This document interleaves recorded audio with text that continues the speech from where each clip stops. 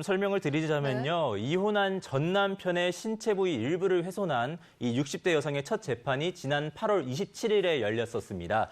이 아내 A씨는요, 지난 5월 전 남편 B씨의 집에서 B씨에게 수면제를 먹인 다음에 잠들게 하고 흉기로 신체 일부를 절단을 했는데요.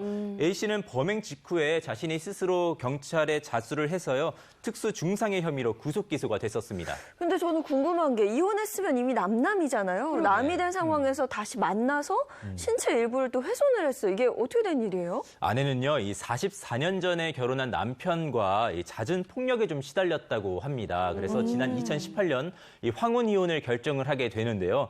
다리 수술을 하면서 여기에 또 일상에 지장이 생기니까 다시 남편과 왕래를 했다고 합니다. 하지만 이혼 후에도 이 남편의 폭력은 계속 이어졌고요. 결국 여기에 참다 못해 이런 참혹한 범행을 저지르게 된 겁니다. 40년 동안 참고 참았던 게 한순간에 폭발해서 그런 일을 저지른 것 같은데 법정에선 아내가 무슨 얘기를 했을까 이게 궁금해요.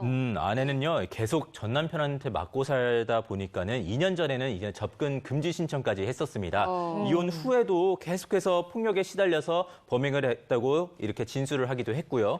이 결혼 후에 40년 넘게 전 남편에게 맞고 산 게 정말 너무 억울했다면서 법정에서 고개를 떨궜습니다. 그리고요, 울먹이면서 말을 잇지도 못하던 아내는요, 결국 이 재판이 끝날 때 죄송합니다라면서 말을 하기도 했습니다. 그 남편은 그럼 아내의 범에 대해서 뭐라고 그랬습니까? 남편은 일단은 아내에 대한 원망의 마음은 없다고 밝혔습니다. 또 그동안 자신이 아내를 홀대해온 것에 죗값을 받은 것으로 생각한다면서 남은 시간 동안 속죄하며 살겠다는 탄원서까지 제출을 했는데요.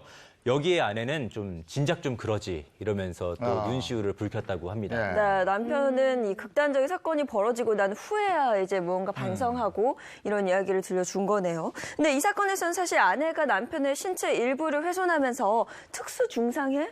그렇죠? 특수 중상해로 구속이 됐잖아요. 근데 저는 어떻게 보면 이게 살인 미수가 되지 않을까라는 생각도 들어요. 네, 일단은 이게 살인 미수가 되려면요, 살해할 의도가 있어야 됩니다.